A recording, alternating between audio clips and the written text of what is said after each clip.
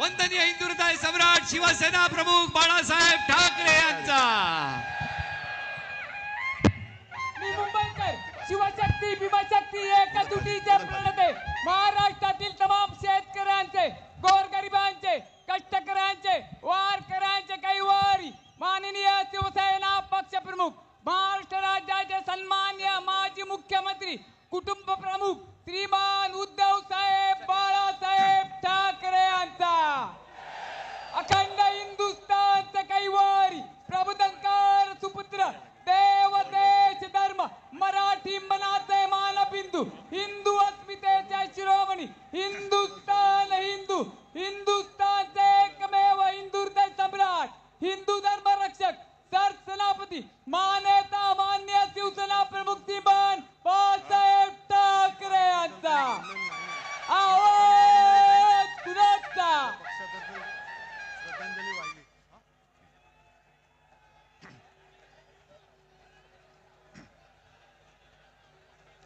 जमलेल्या माझ्या तमाम हिंदू बांधवांनो, भगिनींनो आणि मातांनो,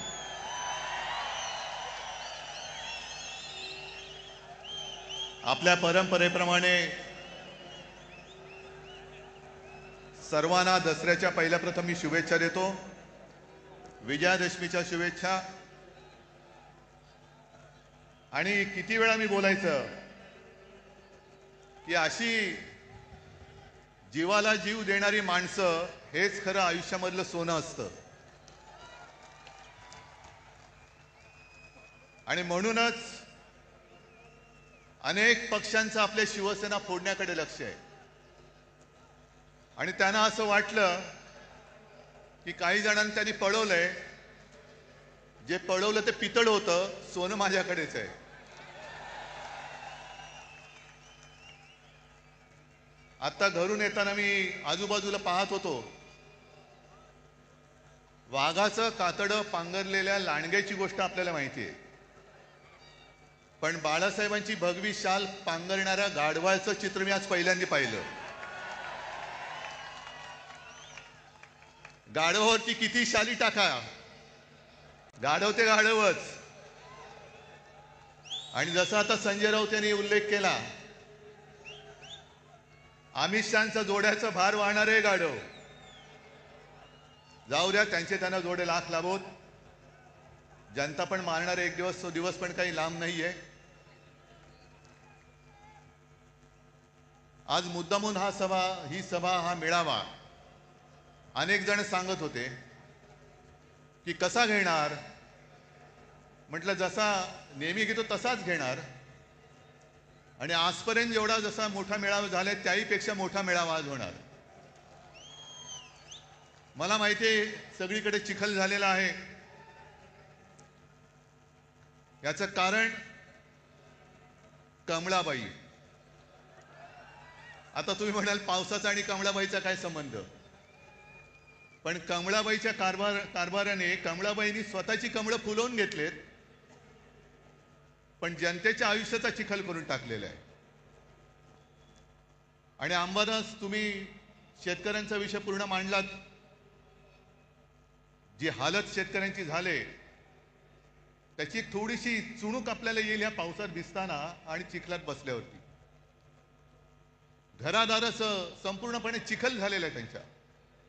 शेतकऱ्याची शेतजमीन तर वाहून गेलीच, पण घरादारामध्ये सुद्धा चिखल घुसलेला आहे। राहायचं कुठे? शेतकरी जो आपल्याला अन्नधान्य देतो, 2 घास देतो, तो शेतकरी आज विचारतोय की आम्ही खायचं काय? ही अशी परिस्थिती यापूर्वी कधी आलेली नव्हती। हे एवढं मोठं संकट, आजपर्यंत मराठवाडा हा अवर्षणग्रस्त होता, आता तिकडे अतिवृष्टी झालेली आहे। अतिवृष्टी म्हणजे आपत्तीग्रस्त। आणि मी तुम्हाला सगळ्यांना आवाहन करतोय, सर्व शिवसैनिकांना आवाहन करतोय, हे संकट फार मोठं आहे। जसं लिंबाळा दाऊला भूकंप झाला होता आणि शिवसेनेने एक गाव आपण दत्तक घेतलं होतं, राऊते साहेब तुम्ही होतात, खैरे साहेब होते, आपण अर्थात आपल्याकडे सरकार नाहीये, पण जी काही करता येईल ती फुलाची पाकळी ही मराठवाड्याच्या शेतकऱ्यासाठी आणि उद्ध्वस्त झालेल्या नागरिकांसाठी देऊ. अगदी मोठी बाग जरी नाही तरी काही जणांच्या आयुष्यात एखादं फुल जरी आपण फुलवू शकलो तरी मी म्हणेन आपल्या आयुष्याचं सार्थक झालं. हे करायला पाहिजे. कारण आजचे जे मुख्यमंत्री आहेत, मी काल मुद्दामून प्रेस कॉन्फरन्स घेतली. माणसं कशी बदलतात बघा. आपलं राज्य होतं तेव्हा हेच बोंबलत फिरत होते, ओला दुष्काळ जाहीर करा. आणि आता ते मुख्यमंत्री झाल्यानंतर बोलतायत की ओला दुष्काळी संज्ञाच नाहीये. नसेल, पण जनता संकटात आहे. खड्ड्यात घाला तुमच्या संज्ञा, पण त्यांना पहिले मदत द्या. मी कालही बोललोय, आधीही बोललोय, आजही परत बोलतोय की सगळे निकष बाजूला ठेवा आणि ज्यांचं ज्यांचं नुकसान झाले त्या शेतकऱ्यांना हेक्टरी 50,000 रुपये मदत ही केलीच पाहिजे. ज्याप्रमाणे आपलं सरकार होतं तेव्हा मी कोणीही न मागता, कोणताही निकष न लावता शेतकऱ्यांची कर्जमुक्ती केली होती. काय निकष होते तेव्हा, पण माझं कर्तव्य म्हणून मी ते केलं होतं. आणि निवडणुकीच्या तोंडावरती नाही तर एकमेव माझं अधिवेशन जे झालं होतं मुख्यमंत्री म्हणून नागपूरला, त्या पहिल्या नागपूरच्या अधिवेशनात मी कर्जमुक्ती जाहीर केली आणि कालबद्ध स्वरूपात ती पूर्ण करून दाखवली होती. तशी तुम्ही कर्जमुक्ती करा. अजून यांची 2017 साली जाहीर केलेली कर्जमुक्ती अजून होते. अजून शेतकरी प्रतीक्षेत आहेत, लाभ कधी मिळणार. ते पण गेलं पाण्यात चढून. पण 2017ची कर्जमुक्ती अजून होत नाहीये. आणि आपण कर्जमुक्त केलं होतं शेतकऱ्याला. दरम्यान करोनाचं संकट आलं आणि एक गोष्ट थोडीशी राहिली होती, ज्याची सुरुवात केली होती की जो नियमित कर्ज परतफेड करतो त्याला 50,000 रुपये प्रोत्साहनपर राशी म्हणून आपण त्याला द्यायला सुरुवात केली होती. आपण सुरुवात केली आणि या गद्दारांनी त्यांच्या राशी पळवल्या आणि निघून गेले सुरत गुवाहाटीला. म्हणून ते अर्धवट राहिलं. पण आज आपला हा दसरा मेळावा होतोय. आणखीन 2-4 दसरा मेळावे झालेत. बाकीच्यांबद्दल मला काही बोलायचं नाहीये, पण विशेषतः संघाचा जो दसरा मेळावा झाला त्या संघाच्या दसरा मेळाव्याबद्दल मी जरूर बोलणार आहे. कारण 100 वर्ष ही काही थोडी थोडीची वर्ष नाहीये. आज काय योगायोग आहे कल्पना नाही मला, पण संघाची 100 वर्ष पूर्ण होत आहेत आणि नेमकी गांधी जयंती आहे. हा काय योगायोग म्हणायचं की काय मला कळत नाही. पण जशी संघाला 100 वर्ष होत आहेत तसेच आज एक ज्येष्ठ स्वातंत्र्य सेनानी म्हणा, समाजसेवक म्हणा, जी पारेख यांचं दुर्दैवी निधन झाले. त्यांना सुद्धा मी आपल्या सर्वांच्या वतीने एक आदरांजली आणि श्रद्धांजली वाहतो. कारण अशी लढणारी माणसं आता कमी होत चाललेली आहे. जो लढेल तो तुरुंगात जाईल, ही अशा पद्धतीने यांची सरकारची आता नीती आणि वाटचाल सुरू झालेली आहे. जसं तुम्ही सगळ्यांनी बघितलं असाल की या कालच्या अधिवेशनात जनसुरक्षा कायदा आणला गेला. सर्वांनी विरोध केला. आपण केलाच पाहिजे, तो लागू होऊ देता कामा नयेच. मुख्यमंत्र्यांनी आणि त्यांच्या चेला चपाट्यांनी त्याची मखलाशी केली की हा कायदा असं काही एकट्यासाठी नाही. सगळ्या संघटना जर कोणी अति डावे, कडवे डावे, आम्ही कडवे डावे वगैरे ओळखत नाही. आम्ही देशद्रोही आणि देशप्रेमी दोनच जणांना ओळखतो. पण तुम्ही नुसतं आम्हाला तोंड देखल्या काहीतरी कारण सांगणार असाल तर उदाहरणासकट सांगतो की कसा गैरवापर होतोय. सोनम वांगचुक एक चांगला देशभक्त, सोनम वांगचुक या माणसाने अतिशय दुर्गम भागात, लेह लडाख,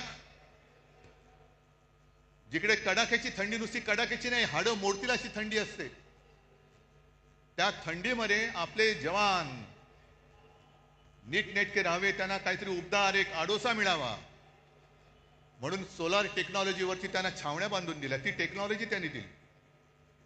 पाण्याचं दुर्भिक्ष होतं, ते दुर्भिक्ष होऊ नये, पाणी मिळालं पाहिजे म्हणून त्यांनी आईस तुपाची योजना आणली. काल परवापर्यंत जे मोदींची स्तुती करत होते,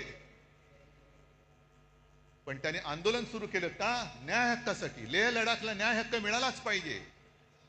न्याय हक्क ही लोकशाहीतली मूलभूत गरज आहे आणि न्याय हक्कासाठी त्यांनी लढाई करत होते, करतायत. उपोषण चालू ठेवलं होतं, पण सरकार ढुंकून बघायला तयार नाही. मग पेटले सगळे. काय त्याला आता जेनजी जसं नेपाळमध्ये पेटले, लेह लडाखमध्ये रस्त्यावरती आले आणि मोदी बाबांनी त्यांना सरळ उचलून रासुकाखाली आत टाकून दिलं. जा, 1 वर्षाचा बाहेरच पडणार नाही. हा जनसुरक्षा कायदा, हम करे सो कायदा, तोच आपल्याला तोडून मोडून टाकायचा आहे. तोच तोडून मोडून टाकायचा आणि टाकलाच पाहिजे. कारण मोदींची स्तुती करत होते तोपर्यंत वांगचूक हे देशद्रोही नव्हते, पण त्यांच्यावरती आता आरोप ठेवले की तुम्ही पाकिस्तानमध्ये जाऊन आलात. एका शिष्टमंडळातनं ते पाकिस्तानला गेले होते, म्हणून देशद्रोही म्हणून जर वांगचूक यांना अटक होणार असेल तर नवाज शरीफचा केक गपचूप जाऊन खाऊन येणाऱ्या मोदींना काय म्हणायचं, ह्या सुद्धा प्रश्नाचं उत्तर आम्हाला मिळालं पाहिजे. न्याय हक्क मागणं हा या देशामध्ये देशद्रोह होतोय. आणि म्हणून काही वेळेला असं वाटतं की या सगळ्या कमळाबाईंनी चिखल करून ठेवलाय. जो म्हणतोय ते तुम्हाला आता कळेल. एक एक गोष्टी मी तुम्हाला सांगेन तसं. एक तर भाजप आणि प्रशासन, सरकार चालवण्याचा सुतराम संबंध नाही, दुरान्वयाने सुद्धा संबंध नाहीये. 3 वर्ष मणिपूर जळतंय. आता काल परवाकडे मोदी मणिपूरमध्ये गेले. 3 वर्ष जळते मणिपूर. तिथल्या महिलांची धिंड निघते, धिंडवडे निघतात अब्रूचे. ना मोदी जायला तयार, ना दुसरे व्यापारी जायला तयार. पण एवढं करून मोदी गेले. आम्हाला असं वाटलं की मोदी काहीतरी तोडगा काढतील, ज्यांच्यावरती अत्याचार झाले त्यांना काहीतरी सांत्वन करतील. पण गेल्यानंतर त्यांचं भाषण आलं होतं. हसायचं की रडायचं. मणिपूरमध्ये गेल्यानंतर मोदीजीने भाषण केलं, मणिपूर के नाम में ही मणी है.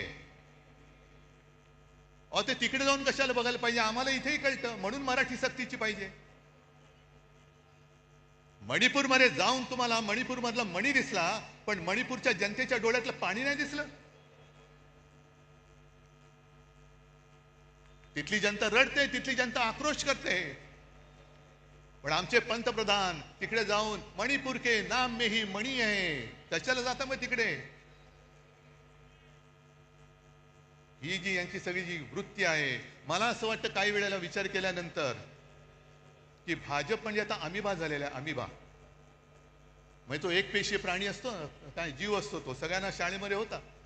अमिबा वाटेल तसा वेडा वाकडा कसाही पसरतो, जिकडे लागेल तिकडे युती करतो. झालं काम की इकडचा हात काढला तिकडे हात करतो, तिकडचा. पण एक पेशी मीच शरीरात गेलं तर पोट बिघडतं. तसे समाजात घुसले तर शांती नाहीशी होते. म्हणून मी त्यांना अमिबा म्हणतोय, म्हणून अभिमा म्हणतोय. आणि आमचे जे मुख्यमंत्री आहेत, हे मुख्यमंत्री आम्हाला शिकवत आहेत. म्हणून मी बातमी घेऊन आलोय. इंडिया टुडेने सर्वे केलाय, तुमच्यापर्यंत आलाय? इंडिया टुडेने एक सर्वे केला की most popular CM across India. आता गेल्या 2-3 महिन्यातला सर्वे आहे, म्हणून मी त्याचं कागदच घेऊन आलेलो आहे. आपल्या वेळेला पहिल्या 5 मध्ये महाराष्ट्राचा मुख्यमंत्री येत होता. माझं कर्तृत्व नव्हतं, हे तुमचं सहाय्य होतं. महाराष्ट्राच्या जनतेचं कौतुक होतं, ते माझं नव्हतं.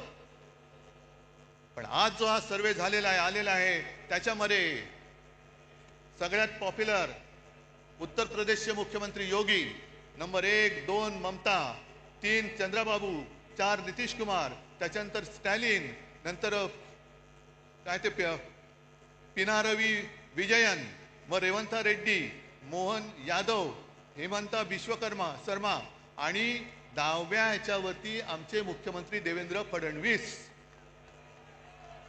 नशीब 10वे नाही तर फडणवीस म्हणून 20वे आले असते. अहो येणार कसे? सगळी बजवतपुरी करून ठेवलेली आहे. काय केलं काय तुम्ही आजपर्यंत? आज सुद्धा बातमी आली की कुठल्या एका अधिकाऱ्याच्या ऑफिसमध्ये धाड टाकली, अधिकाऱ्याला पकडला रंगेहात. वसई विरारच्या महापालिकेच्या आयुक्ताला पकडलं होतं. अधिकारी पकडले जात आहेत, पण मंत्री राजरोस बॅगा उघड्या टाकून खोलीमध्ये बिनधास्त बसलेले आहेत. त्यांना यांना हात लावायची हिंमत होत नाहीये. मंत्र्यांच्या नावाने दारूचे परवाने दिले जात आहेत. आईच्या नावाने, पत्नीच्या नावाने डान्स बार काढले जात आहेत. पुरावे सादर केले, विधिमंडळात सादर केले, तरी सुद्धा देवेंद्र फडणवीस त्या मंत्र्यांना समज देऊन सोडून देत आहेत. हे बरं नाही, पुढच्या वेळेला पुरावा दिसता कामा नये. हे तुमचं राज्य, हा तुमचा कारभार. आणि म्हणून मला RSS मोहन भागवत यांना विचारायचे काही प्रश्न. हे मी प्रश्न लिहून आणलेले, पण आता याचे कागद ओले झालेत आहेत तरी, कारण आता निवडणुका येत आहेत. मुंबई महापालिकेची निवडणूक आहे. निवडणूक तुम्ही लावाच, जनता वाटच बघते. आज येताना सुद्धा मुंबईच्या रस्त्याची झालेली चाळण हे सगळेजण बघतायत. अख्खी मुंबई भोगते. जरा कुठे पाऊस झाल्यानंतर तुंबणारी मुंबई, तुम्ही ते मेट्रो आणि मोनो चालू ठेवण्याच्या ऐवजी मुंबईमध्ये आता बोट सेवा सुरू करा. मेट्रोचं स्टेशन तुंबतंय, मोनोरेल लटकते, खड्डे पडतायत, ट्रॅफिक वाढतोय. आणि हे आपले महापालिकेत भाजपचा महापौर झालाच पाहिजे म्हणून बोंबलून हे पुन्हा दिल्लीला जातात अमित शहा. आणि मग जसजशा निवडणुका जवळ येत आहेत तसतसे आता भाजपवाले यांना दुसरा उद्योग नाही, हे पुन्हा हिंदू मुस्लिम करायला लागलेले आहेत. असतील इकडे सुद्धा मुसलमान आले असतील, येऊ द्यात.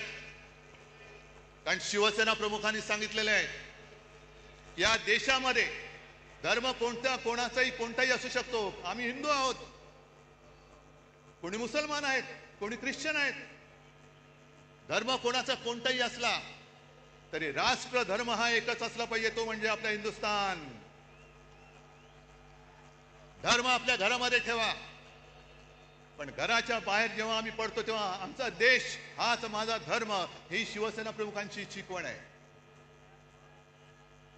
आणि तुमचं काय हिंदुत्व? म्हणून मला मोहन भागवतांना विचारायचंय, आणि जे भाजपवाले आमच्या अंगावरती येत आहेत की ह्यानी मुंबई जिंकले तर खान महापौर होईल. अरे तुम्ही मुंबई जिंकू शकत नाही तर त्या अदानीच्या चरणावरती मुंबई तुम्ही समर्पयामी करून देऊन टाकाल. जानवं घालाल, शेंडी ठेवाल आणि अदानी नाम समर्पयामी. ही काय व्यापारी म्हणून तुम्ही इकडे मुंबईकडे बघताय, आम्ही आमचा जीव म्हणून मुंबईकडे बघतो आहोत. आणि आम्हाला जर का हिंदुत्व शिकवण्याचा प्रयत्न करत असाल तर पहिला आम्ही भाजपला परत सांगतो, तुमच्या फडक्यावरचा हिरवा रंग काढून टाका आणि मग आमच्याशी हिंदुत्वाच्या गप्पा करा. पहिलं ते तुमचं फडकं आहे, फडकच आहे, तो भगवा असूच शकत नाही. कारण भगवा हा शिवसेनेच्या हातामध्ये आहे, शिवसैनिकाच्या हातामध्ये आहे. तुमच्या फडक्यावरचा हिरवा काढा आणि मग आमच्या अंगावरती या. आणि मग 100 वर्ष झाल्यानंतर मोहन भागवतांना मी सांगतोय की भागवत साहेब, हे तुमचे चेले चपाटे आहोत. 100 वर्ष झाल्यानंतर तुम्हाला समाधान आहे का की ज्या कामासाठी 100 वर्ष संघाने मेहनत केली आणि त्या मेहनतीला आज लागलेली ही विषारी फळं, ही फळं बघितल्यानंतर तुमचं समाधान होतंय का? तुम्हाला आनंद मिळतोय का की याजसाठी केला होता अट्टहास, ही विचारी सगळी फळं त्या झाडाला लागलेत? आणि मला असं वाटतं की कदाचित भागवत साहेबांना सांगता येत नसेल, पण RSSचा हेतू ब्रह्मदेवाचा बाप होण्याचा असेल. पण ब्रह्मदेव नाही झाला, ब्रह्म राक्षस झालेला आहे. आणि मुद्दामून तुम्हाला सांगतो, मी ब्रह्म राक्षस हा शब्द जाणीवपूर्वक वापरतो आहे. सगळ्यांनी घरी जाताना गुगलवरती ब्रह्म राक्षस या शब्दाचा अर्थ बघा. आमच्या अंगावरती हिंदुत्व म्हणून येताना मोहन भागवतांनी जे सांगितले, गेले काही वर्षातली त्यांची वाक्य आहेत. मुस्लिमों को लेकर RSS चीफ मोहन भागवत की बैठक में लिया गया बड़ा निर्णय, अब घर घर पहुंचेगी टीम. RSS प्रमुख मोहन भागवत ने दिल्ली में मुस्लिम धर्मगुरुओं के साथ बैठक की, जिसका उद्देश्य हिंदू और मुसलमानों के बीच की दूरी को कम करना है. पिछले 3 वर्षों से भागवत इस दिशा में सक्रिय है. मदरसों का दौरा कर रहे हैं और मुस्लिम नेताओं से मिल रहे हैं. हे जे बेंबीच्या देठापासून ओरडणारे भाजपडे आहेत त्यांना विचारतोय, मोहन भागवतांनी हिंदुत्व सोडले बोलण्याची हिंमत आहे का तुमची? आहे हिंमत? आणि हे एवढ्यापुरतं थांबलेलं नाहीये. या बातम्या ज्या आहेत, 2022 ची बातमी एक आहे की मोहन भागवत यांनी मशिदीला भेट दिल्यानंतर त्यांचे मुसलमानांचे जे सर्वोच्च नेते आहेत उमर अहमद इलियासी यांनी त्यांचा राष्ट्रपिता म्हणून उल्लेख केला. हिंदुस्थान मधल्या मुसलमानांच्या सर्वोच्च नेत्याने मोहन भागवतांचा राष्ट्रपिता म्हणून उल्लेख केला. जा भाजपड्यांना विचारा त्यांना जाऊन की हिंदुस्थानचे राष्ट्रपिता म्हणालेत का पाकिस्तानचे राष्ट्रपिता त्यांना म्हणालेत. आमच्या अंगावरती येतं. अरे तुम्हाला लाज लज्जा शरम काय आहे की नाही? एक तर काहीतरी ठरवा. आम्ही जे बोललो ते एवढ्यासाठी बोललो ना, आकार ना उकार ना ध्येय ना धोरण, कसाही वावरतोय, कसाही वाढतोय, कसाही पसरतोय.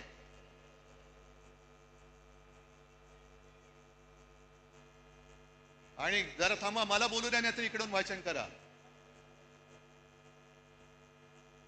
हे एवढ्यापुरतं थांबत नाहीये. मोहन भागवत बोललेले आहेत की या देशामध्ये राहतो तो प्रत्येक जण हिंदू आहे. मग हे तुमचे जे चेले चपाटे करतायत हिंदू मुस्लिम, आम्ही जे सांगतोय परत मी त्याच्यावर ठाम आहे की हा देश जो स्वतःचा मानतो तो आमचा आहे. त्या सोफिया कुरेशी ज्यांना हे भाजपवाले पाकिस्तान्यांची आणि अतिरेक्यांची बहीण बोलले होते, ती सोफिया कुरेशी आमची सगळ्यांची बहीण आहे. हे आमचं हिंदुत्व आहे. पण काहीतरी एक दिशा ठरवा, काहीतरी एक कुठे जायचं ते ठरवा. कारण एका बाजूला तुम्ही सोफिया कुरेशीला पाकिस्तानांची बहीण म्हणताय, अतिरेक्यांची बहीण म्हणताय, दुसऱ्या बाजूला बिल्किश बानोवरती अत्याचार करणाऱ्यांची तुम्ही स्वागत करून मिरवणूक काढताय. आणि त्याच वेळेला मोदी सांगतायत की मुस्लिम महिलांकडनं रक्षाबंधन करून घ्या. एका बाजूला बटेंगे तो कटेंगे म्हणायचं आणि दुसऱ्या बाजूला मोदी सांगतात की लहानपणी त्यांच्या आजूबाजूला मुस्लिम लोकांची सगळी वस्ती होती, त्यांच्या घरी ईदच्या वेळेला जेवण सुद्धा मुस्लिम घरातून यायचं. काय नेमकं तुम्ही देशप्रेमी तरी आहात का? नक्की तुम्ही हिंदू तरी आहात का? जा स्वतःच तपासून घ्या. हिंदू म्हणून काय असतं ते आहे की नाही नीट बघून या. आणि देशप्रेम तुम्ही आम्हाला शिकवताय. काल परवाकडे झालेली जी क्रिकेट मॅच एशिया कप, तो जिंकल्यानंतर जो माणूस क्रिकेटची तुलना युद्धाबरोबर करतो तो माणूस बेशरम आहे. क्रिकेट आणि पाकिस्तान बरोबर कशाला थोतांड केली तुम्ही? ऑपरेशन सिंदूर तुम्हीच आम्हाला सांगितलं ना की पेहलगाम मध्ये धर्म बघून, धर्म विचारून गोळ्या घातल्या. हिंदू आहे घाल गोळी, हिंदू आहे घाल गोळी. एक तर तुमचं सरकार तिकडे 10 वर्ष बसले, तुमच्या देशामध्ये हिंदू सुरक्षित नाहीये. या देशामध्ये हिंदू धर्म विचारून गोळ्या घालणाऱ्या अतिरेक्यांच्या देशाबरोबर तुम्ही क्रिकेट खेळता. म्हणजे बाप देशप्रेमाचं नाटक करतो, ढोंग करतो आणि पोरगा क्रिकेट खेळतो. ही तुमची घराणेशाही. एका बाजूला तुमची नाचलेली कुजलेली सडकी ढोंगी घराणेशाही आणि दुसऱ्या बाजूला आमच्या ठाकरेंची घराण्याची परंपरा, ठाकरेंची घराणेशाही, ज्याचा मला अभिमान आहे. कशाला घराणेशाही बद्दल बोलता? आणि म्हणूनच तुम्ही किती जरी प्रयत्न केले तरी ही तुफान गर्दी, पाऊस पडतोय. आम्ही खुर्च्या बुडाखाली घेऊन बसणारी माणसं नाहीयेत. इकडे तर बघा, खुर्ची असली काय नसली काय, खुर्ची आम्ही घेतो डोक्यावरती.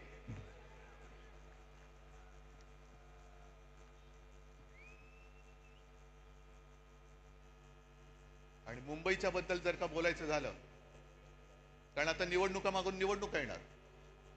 काल परवाकडे जेव्हा मी शेतकऱ्यांच्या दौऱ्यावरती गेलो होतो, पाहणी त्यांच्याशी बोलत होतो, शेतकरी उद्विग्न आहे, रडतोय. आणि काही जण मला येऊन बोलत होते की साहेब, तुमच्या काळात तुम्ही केलेली कर्जमुक्ती तशी आम्हाला पाहिजे, तुम्ही आम्हाला परत हवे आहात. म्हटलं आता दादा त्याच्यामध्ये जाऊ नकोस, पहिलं तुला संकटातून बाहेर काढावं लागेल. पण एक वाक्य बोलताना तो बोलून गेला ते फार महत्वाचं आहे. म्हणून मी जी काल मागणी केली लाडक्या बहिणीबाबत ती त्याच्यासाठी केलेली आहे. निवडणूक आल्यानंतर महिलांच्या अकाउंटमध्ये 1,500 रुपये टाकले गेले आणि ही गोष्ट काही प्रमाणात आपण मान्य केली पाहिजे की महिला थोड्याशा नाही म्हटलं तरी जिकडे खायला अन्न नाही तिकडे 1,500 रुपये मिळत असतील आणि घरापुरते 1-2 रात्री मुलाबाळांना काहीतरी खाऊ देऊ शकत असेल तर महिला थोड्याशा नाही म्हटलं तरी अरे हे बरं चाललंय. पण तो शेतकरी बोलला की साहेब ही भाजपची अवलाद आहे ना, ही आता पगारी मतदार तयार करते. पगारी मतदार आपल्याला महाराष्ट्राने ठरवायचंय की आपण भाजपचे पगारी मतदार होणार की स्वाभिमानी मतदार व्हायचंय हे आता तमाम महिलांनी ठरवायचंय. कारण पंतप्रधान तिकडे बसलेत. आज माझी अशी अपेक्षा होती की सर्व कामं रद्द करून 1 फुल आणि 2 हाफ जे आपल्याकडे आहेत, मुख्यमंत्री आणि 2 उपमुख्यमंत्री हे तिकडे दिल्लीत जाऊन बसायला पाहिजे होते की माझा महाराष्ट्र आज बुडतोय, अतिवृष्टीमध्ये भिजून चाललाय, जीवन उद्ध्वस्त झालेलं आहे. सगळे निकष बाजूला ठेवून केंद्राकडनं आम्हाला भरघोस मदत द्या. 10,000, 20,000, 25,000 कोटी रुपये आम्हाला द्या. पण पंतप्रधानांना प्रस्ताव पाहिजे. देवेंद्र फडणवीसांचा अभ्यास सुरू आहे. अभ्यास होईपर्यंत त्यांना माहिती आहे की लोक विसरून जातात. जरा थोडंसं काहीतरी हातावर टिकवलं की निवडणुका आपण पार पाडू, मग काय बसले बोंबलत.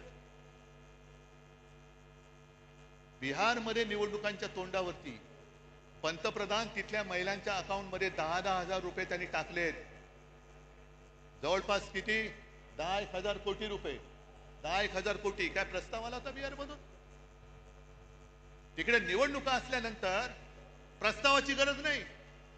तुम्हाला मतं विकत घेण्यासाठी तुमच्याकडे पैसे आहेत, पण उद्ध्वस्त झालेल्या महाराष्ट्रासाठी द्यायला तुमच्याकडे पैसे नाहीत. हा माझा जाहीर आरोप आहे. गेल्या निवडणुकीत सुद्धा मोदी तिकडे गेले होते आणि लिलाव केला. बिहार के लिए मैं पैकेज देना चाहता हूं, कितना दे दूं? 50,000 दे दूं कि 70,000? 70,000 दे दूं कि 90,000?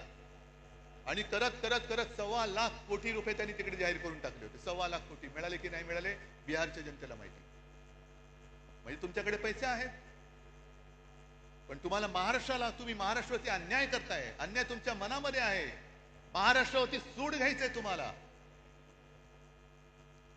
हे जे राजकारण चाललेलं आहे, म्हणून मी जे काय म्हटलं की भाजप आणि सरकार यांचा सुतराम संबंध नाहीये. सुतराम संबंध नाहीये. यांना प्रत्येक गोष्टीमध्ये महोत्सव साजरे करायचे. बचत महोत्सव, बचतोत्सव. जीएसटी कमी केला, लावला कोणी होता? नेहरूने लावला होता. नेहरूने लावला होता का जीएसटी? मग गेले 8 वर्ष तुम्ही लुटलात संपूर्ण देशाला. 125 लाख कोटी रुपये तुम्ही तिकडे खिशात घालून बसलात. म्हणजे मला तो राजेश खन्नाचा पिक्चर आठवला. कुठला तो आज का एमएलए का काहीतरी पिक्चर आहे. त्याच्याकडे काही हॉटेलवाले येतात आणि सांगतात की अमुक एका पदार्थाची किंमत वाढवायची. ते सगळे म्हणतात अहो किंमत वाढवली तर लोक बोंबलतील. तुले कितना चाहते हो? नहीं दुगना करना चाहता हूं. नहीं ठीक है आप तिगना कर दो, तिप्पट करा.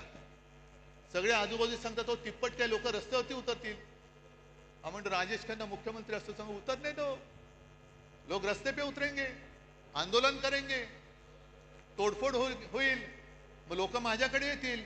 मग मी हॉटेलवाल्यांना बोलवीन आणि त्यांना सांगेन तिप्पट नाही तुम्ही दुप्पट करा. त्यांचंही काम झालं आणि आपलंही काम झालं. या पद्धतीने तुम्ही सरकार चालवताय.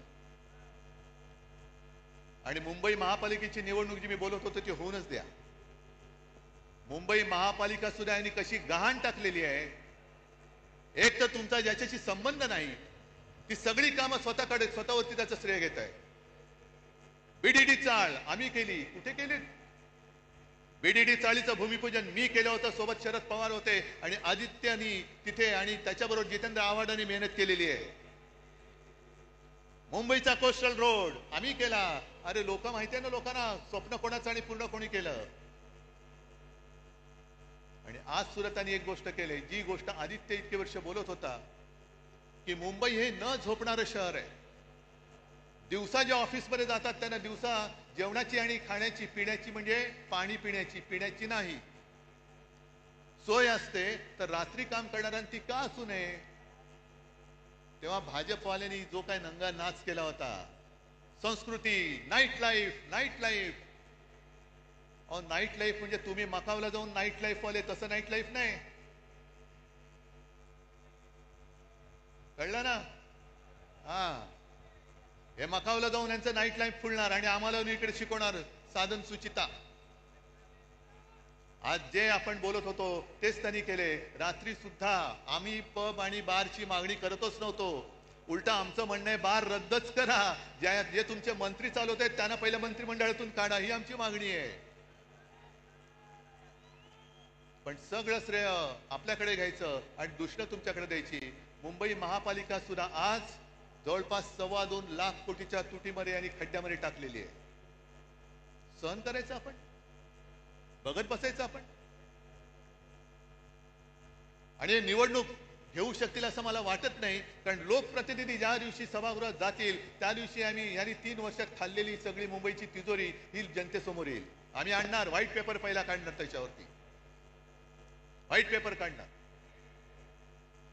आहे. बोलण्यासारख्या बऱ्याच गोष्टी आहेत, मला हरकत नाहीये, पण तुम्ही तरी किती वेळ भिजणार.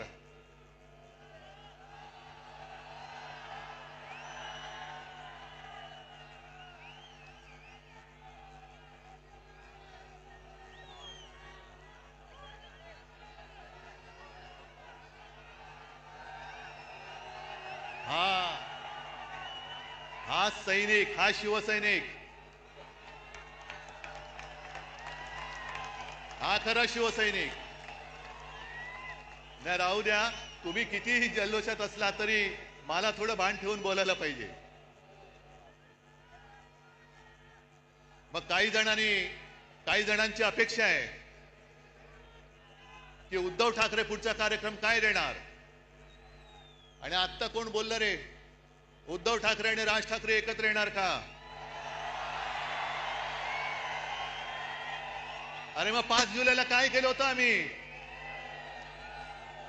आणि तेव्हा मी बोललेलो आहे आम्ही एकत्र आलोय ते एकत्र राहण्यासाठी. जिथे माझ्या मातृभाषेचा घात होत असेल तिथे मी मराठी माणसामध्ये फूट पडू देणार नाही. आणि मराठीवरती हिंदीची सक्ती मी आज जाहीरपणाने परत सांगतोय. आमचा हिंदीला विरोध नाही, पण आमच्यावरती सक्ती करायची नाही, हे सुद्धा तेवढंच महत्वाचं आहे. जी भाषावर प्रांतरचना झाली त्या प्रांतरचनेप्रमाणे प्रत्येक भाषेला एक प्रांत मिळाला. मग गुजराती लोकांना गुजरात मिळालं, बंगाली लोकांना बंगाल मिळालं, कानडी लोकांना कर्नाटक मिळाला, तमिळ सगळंच मिळालं, राजस्थान असेल, मध्य प्रदेश असेल, झारखंड असेल. तसा मराठी भाषेला महाराष्ट्र मिळाला. भाषावर प्रांतरचना झाल्यानंतर प्रत्येक राज्याला राज्याचं सरकार मिळालं, राज्याची राजधानी मिळाली. पण महाराष्ट्राला महाराष्ट्राची राजधानी मिळाली नव्हती. ती मुंबई, मराठी माणसांनी रक्त सांडून मिळवलेली मुंबई, ही जर का या व्यापाऱ्यांच्या खिशात जात असेल तर खिसा फाडून आम्ही मुंबई राखल्याशिवाय राहणार नाही. त्याच्यामुळे या ज्या काही कंड्या पिकवल्या जात आहेत, दसरा मेळाव्यात राज ठाकरे येणार का, उद्धव ठाकरे जाणार का, त्या सगळ्या मराठी द्वेष्ट्यांना सांगतोय की तुम्ही आमच्या मराठीला हात लावून बघा, हिम्मत असेल तर हात लावून बघा, हात जागेवर ठेवणार नाही. आमचं कोणाशी भांडण नाहीये. काय किती आतापर्यंत मारामाऱ्या झाल्या, आमच्या अंगावरती येऊ नका. जे शिवसेना प्रमुखांनी शिकवलंय, एक तर कोणाच्या अंगावर जायचं नाही, पण कोणी अंगावर हात उचलला तर तो हात जागेवर ठेवायचा नाही. आणि तीच शिकवण घेऊन आम्ही पुढे चाललेलो आहोत. आम्हाला कोणाचं उणं काढायचं नाहीये. पण विशेषतः मी 2 महत्वाच्या गोष्टी ज्या तुम्हाला सांगितल्या, एक म्हणजे भारतीय जनता पक्षाला मी आज इशारा देतोय की हिंदुत्वावरनं आमच्या अंगावरती येऊ नका. तुमच्या सगळ्या टोप्या घातलेले फोटो मी त्याचं प्रदर्शन लावल्याशिवाय राहणार नाही. एक काहीतरी मोदीजींना विचारा, मोहन भागवतजींना विचारा की हे तुम्ही करताय हे या दिशेने जायचे काय थोतांड आहे? आणि आम्हाला प्रश्न विचारण्याच्या आधी तुम्ही तुमच्या नेत्यांना प्रश्न विचारा की ती पटेंगे तो कटेंगे कधी करायचं आणि राखी कधी बांधायची? एका राज्यामध्ये गोवंश हत्या बंदी, म्हणजे मी पूर्वी बोललोय, याच दसरा मेळाव्यात बोललेलो आहे की महाराष्ट्रामध्ये गोमाता आणि बाजूला जाऊन खाता, हे तुमचं हिंदुत्व. आणि 2-3 वर्षापूर्वी त्या उत्तरेमधल्याच राज्यामध्ये तो आर्यन मिश्रा नावाचा एक पोरगा, 22-23 वर्षाचा पोरगा मित्रांबरोबर चालला होता रात्री, त्याचा पाठलाग करून त्या बोगस तथाकथित गोरक्षकांनी त्याला भर रस्त्यात गोळ्या घालून मारला. त्याने शिक्षा झाली की नाही कोणालाच माहिती नाहीये. पण तुम्ही माणसं मारताय संशयावरनं. गोमांसाची तस्करी करतोय म्हणून तिकडे मारायचं आणि इकडे गोमांस जाऊन खायचं, ही कुठली पद्धत आहे तुमची? जे नॉर्थ ईस्ट आहे, जे किरण रिजिजू आहेत, त्यांनी सुद्धा सांगितले, तिथल्या त्यांच्या प्रदेशाध्यक्षांनी सांगितले की ते त्यांच्या राज्यामध्ये गोमांस खातात. मग ते तुमच्या पक्षात अजून कसे ठेवले? त्यांना काना लात मारून घालून टाकत. त्याच्यामुळे एकदा काय ती व्याख्या ठरवा, चौकट ठरवा. पण तुम्ही हिंदुत्वाचं ढोंग आणि देशभक्तीचं सोम हे आता सोडा. मी भाजपला प्रेमाने सांगतोय, प्रत्येक वेळेला काय आग पाखड करण्याची गरज आहे अशातला भाग नाही. एक तर नशिबाने तुम्हाला संधी मिळालेली आहे, त्या संधीचं सोनं करा. हा आता सगळा चिखल केला ना, तो चिखल करू नका. कारण ही संधी फार मोठी आहे, ही कोणाला मिळत नाही अशी संधी. आणि त्यावेळेला म्हणजे जनता पार्टीच्या वेळेला शिवसेना प्रमुखांनी काढलेले कार्टून मला आठवते. कारण इंदिरा गांधींनी आणीबाणी लादली होती, अनेक जण तुरुंगात गेले होते. काही जणांनी तुरुंगात जाऊन इंदिरा गांधींनी पत्र सुद्धा लिहिली होती की आता आम्ही तसं करणार नाही, आमची पूर्ण संघटना की तुम्ही म्हणाल तसं आम्ही देशसेवेला वाहून टाकू. हे कोण म्हणाले? जर का सिनियर लोकांना विचारलं, ते पुस्तक आहे माझ्याकडे, ते पत्र पण आहे माझ्याकडे. आणि त्याच्यानंतरच्या निवडणुकीमध्ये देशाने इंदिराजींचा पराभव केला होता. आम्हाला हुकुमशाही नकोय, लोकशाही पाहिजे, जनता पक्ष पाहिजे. मग जयप्रकाश नारायण यांनी पुढाकार घेऊन सगळ्यांना एकत्र केलं होतं. मोरारजी देसाई गुजरातमध्येच जन्मलेले, त्यांना पंतप्रधान केलं आणि 2.5 वर्षात सरकार कोसळलं. तेव्हा बाळासाहेबांनी त्या सुमारास एक कार्टून काढले, त्या फटकारे पुस्तकात आहे. मोरारजी देसाई असे एक उतार दाखवले आहे आणि एक महिला, तिच्यावर लिहिले लोकशाही आणि वरती लिहिले परतीचा प्रवास. कारण ती लोकशाही तिला धरून तेव्हाचे पंतप्रधान मोरारजी देसाई तिला अंधाऱ्या खाईमध्ये घेऊन चालले, लोकशाहीला खाईत घेऊन चाललेले. आणि तेच आहे, व्हायचे तेच झाले. हेकड वृत्तीमुळे जे घडायचे नव्हते तेच परत घडले. मोरारजी पुन्हा लोकशाहीला अंधाऱ्या खाईत घेऊन चालले. तेच चित्र आज मला दिसायला लागलेलं आहे. आणि त्या सगळ्या अंधाऱ्या खाईमध्ये जायचं नसेल तर आपल्या शिवसेनेची मशाल घेऊनच आपल्याला पुढे जावं लागेल. प्रश्न विचारावेच लागतील. जसं मोदींनी 2014 साली केलं होतं चाय पे चर्चा, पहिली तिथूनच सुरू करा. 14 साली चहाची किंमत काय होती आणि आज चहाची किंमत काय, पहिली सुरुवात तिथूनच करा. चाय पे चर्चा. दूध टाकल्यानंतर जीएसटी वाढतोय, साखर टाकल्यानंतर वाढतोय, पाणी काढलं की कमी होतोय, इथून सुरू करा. आणि प्रत्येक टपरीवरती बसून भ्रष्टाचार पे चर्चा सुरू करा. भ्रष्टाचार, यांनी केलेला भ्रष्टाचार.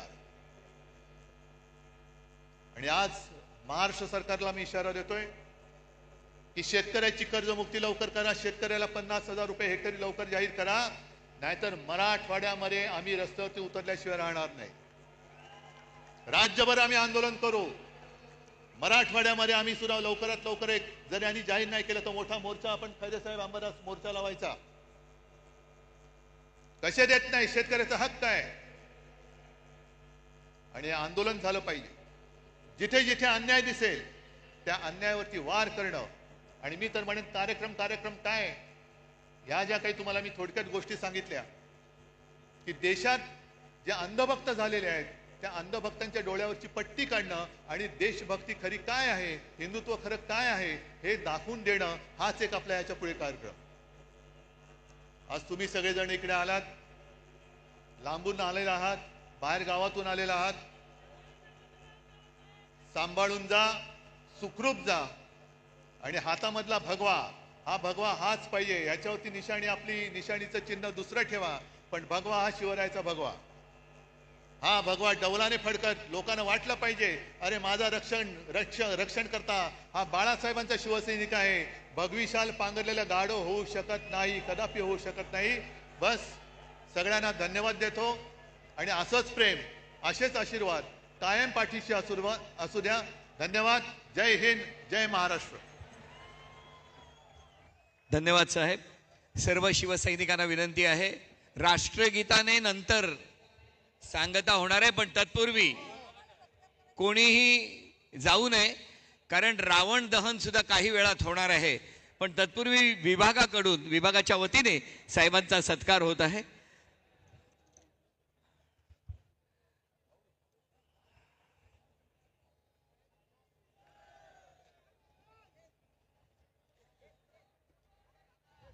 साहेबांचा सत्कार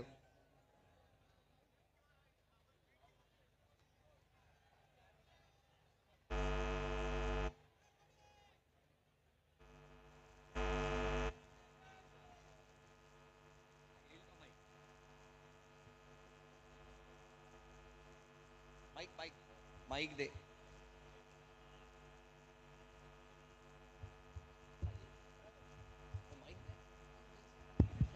चेक चेक.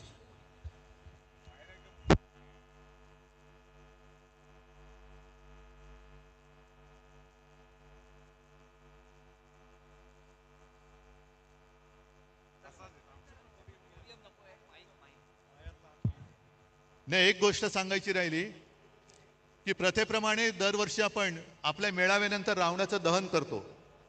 या वर्षीचा रावण जरा बघा.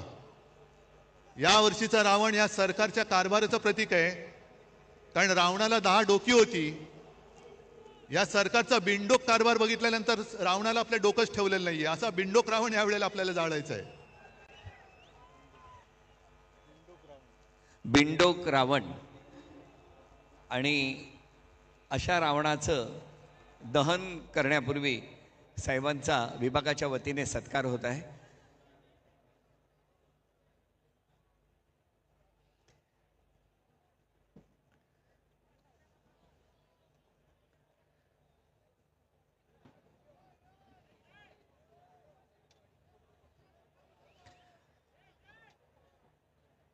सत्कारानंतर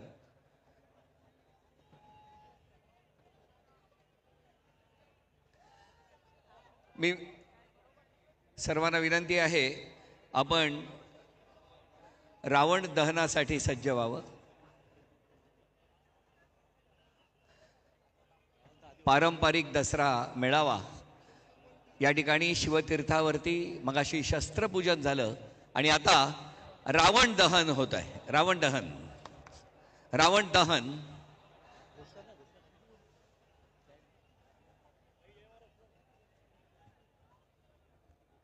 बिन डोक्याचा रावण आणि त्याचं दहन होत आहे.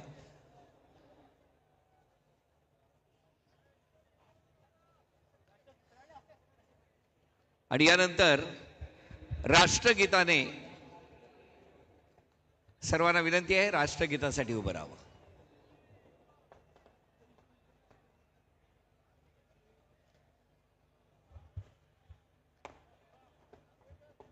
राष्ट्रगीत. जनगण मन अधिनायक जय हे भारत भाग्य विधाता. पंजाब सिंध गुजरात मराठा द्राविड उत्कल बंगा. विंध्य हिमाचल यमुना गंगा उच्चल जलधि तरंगा. तव शुभ नामे जागे तव शुभ आशीष मांगे. गाहे तव जय गाथा जनगण मंगलदायक जय हे भारत भाग्य विधाता. जय हे जय हे जय हे जय जय जय जय हे. भारत माता की, भारत माता की. सर्व शिवसैनिकांना विनंती आहे, व्यवस्थित सुरक्षित आपापल्या घरी जा. आपणा सर्वांना पुन्हा एकदा विजयादशमीच्या मनापासून शुभेच्छा. धन्यवाद.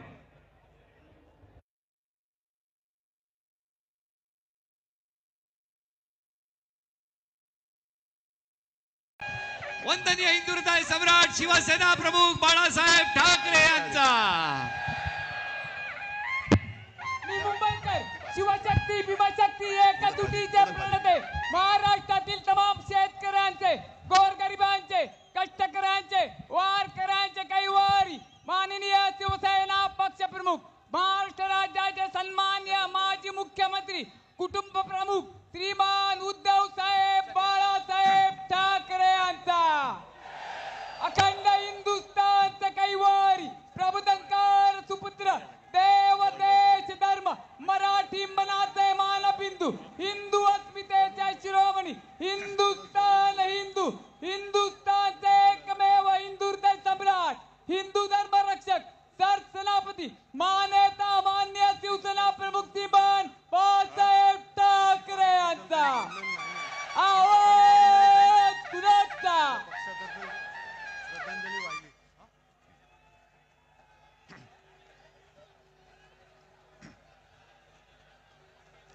जमलेल्या माझ्या तमाम हिंदू बांधवांनो, भगिनींनो आणि मातांनो,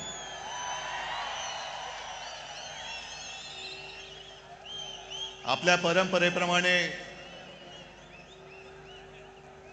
सर्वांना दसऱ्याच्या पहिल्या प्रथम मी शुभेच्छा देतो. विजयादशमीच्या शुभेच्छा. आणि किती वेळा मी बोलायचं की अशी जीवाला जीव देणारी माणसं हेच खरं आयुष्यामधलं सोनं असतं. आणि म्हणूनच अनेक पक्षांचं आपल्या शिवसेना फोडण्याकडे लक्ष आहे. आणि त्यांना असं वाटलं की काही जणांनी त्यांनी पळवलंय, जे पळवलं ते पितळ होतं, सोनं माझ्याकडेच आहे.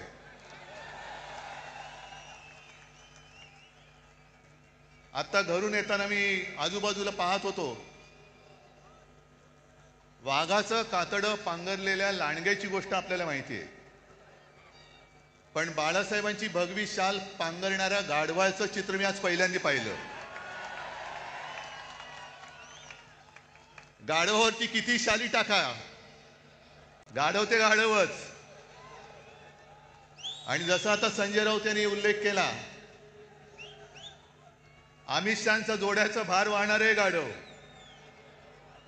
जाऊ द्या, त्यांना जोडे लाख लाभोत. जनता पण मारणारे एक दिवस, तो दिवस पण काही लांब नाहीये. आज मुद्दामून ही सभा हा मेळावा अनेक जण सांगत होते की कसा घेणार. म्हटलं जसा नेहमी घेतो तसाच घेणार. आणि आजपर्यंत जेवढा जसा मोठा मेळावा झाला त्याहीपेक्षा मोठा मेळावा आज होणार. मला माहिती आहे सगळीकडे चिखल झालेला आहे. याचं कारण कमळाबाई. आता तुम्ही म्हणाल पावसाचा आणि कमळाबाईचा काय संबंध. पण कमळाबाईच्या कारभाराने कमळाबाईंनी स्वतःची कमळं फुलवून घेतलेत, पण जनतेच्या आयुष्याचा चिखल करून टाकलेला आहे. आणि अंबादास, तुम्ही शेतकऱ्यांचा विषय पूर्ण मांडलात. जी हालत शेतकऱ्यांची झाले त्याची एक थोडीशी चुणूक आपल्याला येईल या पावसात भिजताना आणि चिखलात बसल्यावरती. घरादाराचं संपूर्णपणे चिखल झालेलं आहे त्यांच्या. शेतकऱ्याची शेतजमीन तर वाहून गेलीच, पण घरादारामध्ये सुद्धा चिखल घुसलेला आहे. राहायचं कुठे. शेतकरी जो आपल्याला अन्नधान्य देतो, 2 घास देतो, तो शेतकरी आज विचारतोय की आम्ही खायचं काय. ही अशी परिस्थिती यापूर्वी कधी आलेली नव्हती. हे एवढं मोठं संकट. आजपर्यंत मराठवाडा हा अवर्षणग्रस्त होता, आता तिकडे अतिवृष्टी झालेली आहे. अतिवृष्टी म्हणजे आपत्तीग्रस्त. आणि मी तुम्हाला सगळ्यांना आवाहन करतोय, सर्व शिवसैनिकांना आवाहन करतोय, हे संकट फार मोठं आहे. जसं लिंबाळा दाऊला भूकंप झाला होता आणि शिवसेनेने एक गाव आपण दत्तक घेतलं होतं. राऊत साहेब तुम्ही होतात, खैरे साहेब होते. आपण अर्थात आपल्याकडे सरकार नाहीये, पण जी काय करता येईल ती फुलाची पाकळी ही मराठवाड्याच्या शेतकऱ्यासाठी आणि उद्ध्वस्त झालेल्या नागरिकांसाठी देऊ. अगदी मोठी बाग जरी नाही तरी काही जणांच्या आयुष्यात एखादं फुल जरी आपण फुलवू शकलो तरी मी म्हणेन आपल्या आयुष्याचं सार्थक झालं. हे करायला पाहिजे. कारण आजचे जे मुख्यमंत्री आहेत, मी काल मुद्दामून प्रेस कॉन्फरन्स घेतली. माणसं कशी बदलतात बघा. आपलं राज्य होतं तेव्हा हेच बोंबलत फिरत होते, ओला दुष्काळ जाहीर करा. आणि आता ते मुख्यमंत्री झाल्यानंतर बोलतायत की ओला दुष्काळी संज्ञाच नाहीये. नसेल, पण जनता संकटात आहे. खड्ड्यात घाला तुमच्या संज्ञा, पण त्यांना पहिले मदत द्या. मी कालही बोललोय, आधीही बोललोय, आजही परत बोलतोय की सगळे निकष बाजूला ठेवा आणि ज्यांचं नुकसान झाले त्या शेतकऱ्यांना हेक्टरी 50,000 रुपये मदत ही केलीच पाहिजे. ज्याप्रमाणे आपलं सरकार होतं तेव्हा मी कोणी न मागता, कोणताही निकष न लावता शेतकऱ्यांची कर्जमुक्ती केली होती.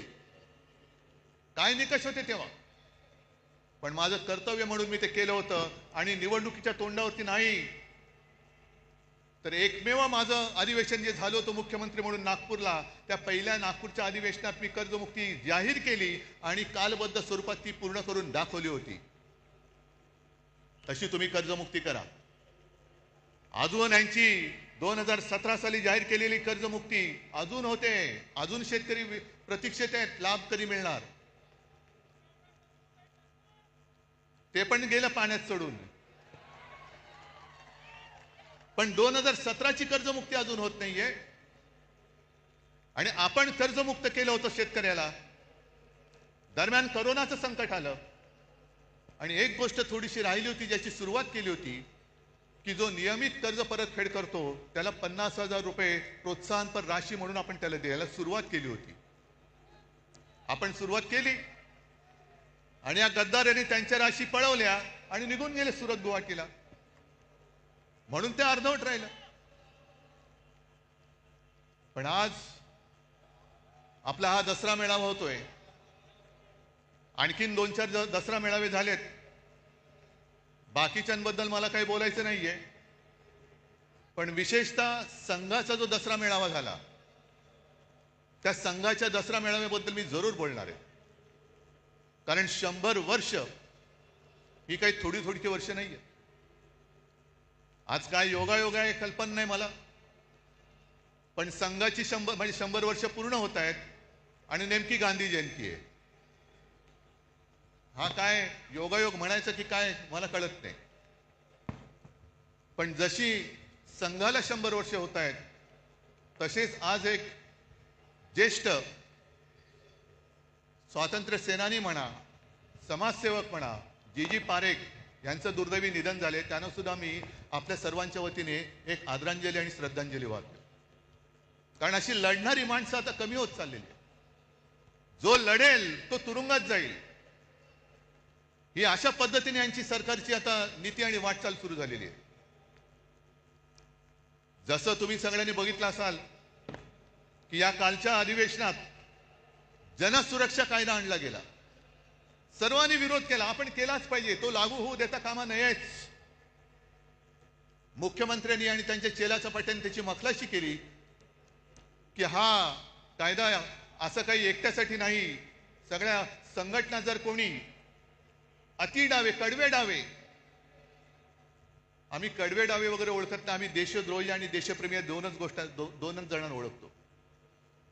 पण तुम्ही नुसतं आम्हाला तोंड देखल्या काहीतरी कारण सांगणार असाल तर उदाहरणासकट सांगतो की कसा गैरवापर होतोय. सोनम वांगचुक एक चांगला देशभक्त, सोनम वांगचुक या माणसाने अतिशय दुर्गम भागात लेह लडाख, जिकडे कडाक्याची थंडी, नुसती कडाक्याची नाही, हाडं मोडतील अशी थंडी असते, त्या थंडीमध्ये आपले जवान नीटनेटके राहावे, त्यांना काहीतरी उबदार एक आडोसा मिळावा म्हणून सोलार टेक्नॉलॉजीवरती त्यांना छावण्या बांधून दिल्या. ती टेक्नॉलॉजी त्यांनी दिली. पाण्याचं दुर्भिक्ष होतं, ते दुर्भिक्ष होऊ नये, पाणी मिळालं पाहिजे म्हणून त्यांनी आईस तुपाची योजना आणली. काल परवापर्यंत जे मोदींची स्तुती करत होते, पण त्यांनी आंदोलन सुरू केलं का? न्याय हक्कासाठी. लेह लडाखला न्याय हक्क मिळालाच पाहिजे. न्याय हक्क ही लोकशाहीतली मूलभूत गरज आहे आणि न्याय हक्कासाठी त्यांनी लढाई करत होते, करतायत. उपोषण चालू ठेवलं होतं, पण सरकार ढुंकून बघायला तयार नाही.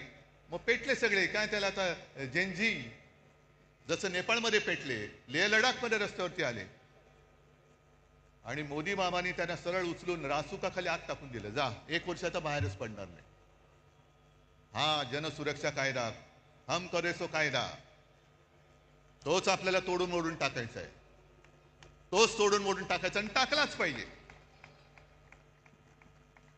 कारण मोदींची स्तुती करत होते तोपर्यंत वांगचूक हे देशद्रोही नव्हते, पण त्यांच्यावरती आता आरोप ठेवले की तुम्ही पाकिस्तानमध्ये जाऊन आलात. एका शिष्टमंडळातनं ते पाकिस्तानला गेले होते म्हणून देशद्रोही म्हणून जर वांगचूक यांना अटक होणार असेल तर नवाज शरीफचा केक गपचूप जाऊन खाऊन येणाऱ्या मोदींना काय म्हणायचं, ह्या सुद्धा प्रश्नाचं उत्तर आम्हाला मिळालं पाहिजे. न्याय हक्क मागणं हा या देशामध्ये देशद्रोह होतोय. आणि म्हणून काही वेळेला असं वाटतं की या सगळ्या कमळाबाईंनी चिखल करून ठेवलाय. जो म्हणतोय ते तुम्हाला आता कळेल. एक एक गोष्टी मी तुम्हाला सांगेन तसं. एक तर भाजप आणि प्रशासन, सरकार चालवण्याचा सुतराम संबंध नाही, दुरान्वयाने सुद्धा संबंध नाहीये. 3 वर्ष मणिपूर जळतंय. आता काल परवाकडे मोदी मणिपूरमध्ये गेले. 3 वर्ष जळते मणिपूर. तिथल्या महिलांची धिंड निघते, धिंडवडे निघतात अब्रूचे. ना मोदी जायला तयार, ना दुसरे व्यापारी जायला तयार.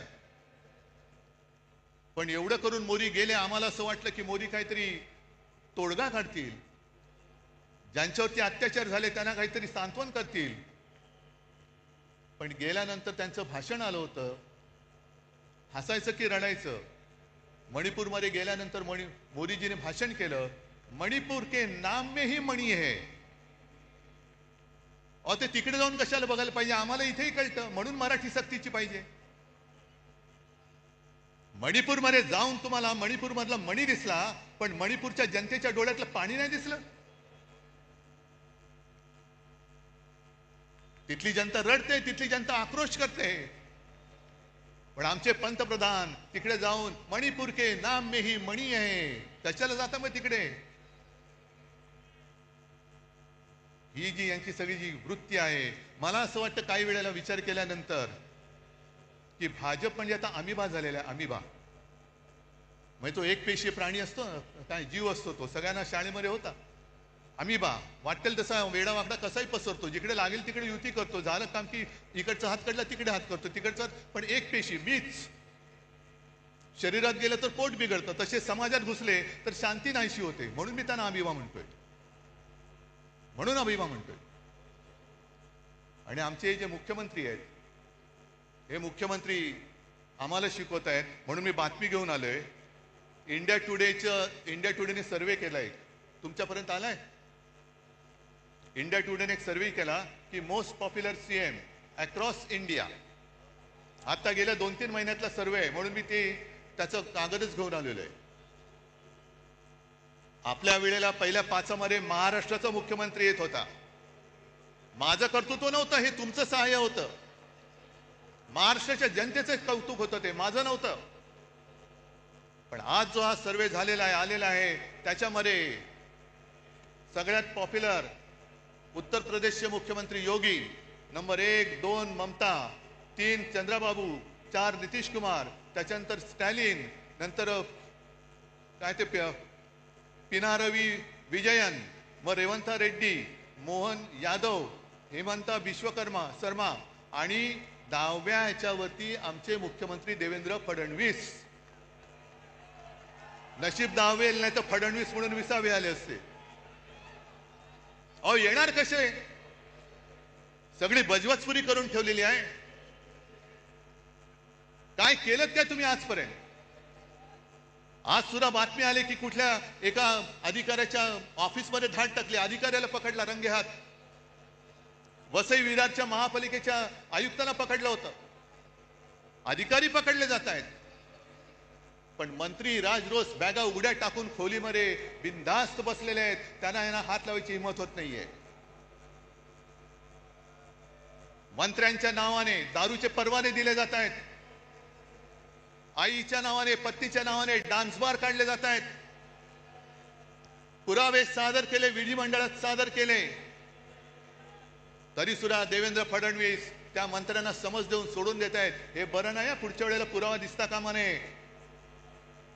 हे तुमचं राज्य, हा तुमचा कारभार. आणि म्हणून मला RSS मोहन भागवत यांना विचारायचे काही प्रश्न. हे मी प्रश्न लिहून आणलेले, पण आता याचे कागद ओले झालेत आहेत तरी,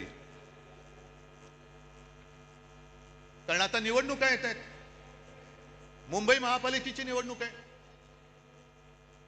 निवडणूक तुम्ही लावाच, जनता वाटच बघते. आज येताना सुद्धा मुंबईच्या रस्त्याची झालेली चाळण हे सगळेजण बघतायत. अख्खी मुंबई भोगते. जरा कुठे पाऊस झाल्यानंतर तुंबणारी मुंबई, तुम्ही ते मेट्रो आणि मोनो चालू ठेवण्याच्या ऐवजी मुंबईमध्ये आता बोट सेवा सुरू करा. मेट्रोचं स्टेशन तुंबतंय, मोनोरेल लटकते, खड्डे पडतायत, ट्रॅफिक वाढतोय. आणि हे आपले महापालिकेत भाजपचा महापौर झालाच पाहिजे म्हणून बोंबलून हे पुन्हा दिल्लीला जातात अमित शहा. आणि मग जशा निवडणुका जवळ येत आहेत तसतसे आता भाजपवाले यांना दुसरा उद्योग नाही, हे पुन्हा हिंदू मुस्लिम करायला लागलेले आहेत. असतील इकडे सुद्धा मुसलमान आले असतील, येऊ द्यात. कारण शिवसेना प्रमुखांनी सांगितलेलं आहे, या देशामध्ये धर्म कोणाचाही कोणताही असू शकतो. आम्ही हिंदू आहोत, कोणी मुसलमान आहेत, कोणी ख्रिश्चन आहेत. धर्म कोणाचा कोणताही असला तरी राष्ट्र धर्म हा एकच असला पाहिजे, तो म्हणजे आपला हिंदुस्थान. धर्म आपल्या घरामध्ये ठेवा, पण घराच्या बाहेर जेव्हा आम्ही पडतो तेव्हा आमचा देश हाच माझा धर्म, ही शिवसेना प्रमुखांची शिकवण आहे. आणि तुमचं काय हिंदुत्व? म्हणून मला मोहन भागवतांना विचारायचंय, आणि जे भाजपवाले आमच्या अंगावरती येत आहेत की ह्यानी मुंबई जिंकले तर खान महापौर होईल. अरे तुम्ही मुंबई जिंकू शकत नाही तर त्या अदानीच्या चरणावरती मुंबई तुम्ही समर्पयामी करून देऊन टाकाल.